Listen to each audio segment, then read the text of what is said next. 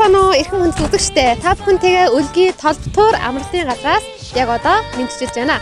Тэгэхээр энэхүү Өлгий толбтуур амралтын газар бол манай Баян-Өлгийн аймагт байрлах цорын ганц эрхэм хүндэт ард иргэд та бүхний тав тухыг хангасан амралтын газар юм гэж хэлэхэд одоо итгэл бардам хэлж болохоор байгаа юм аа.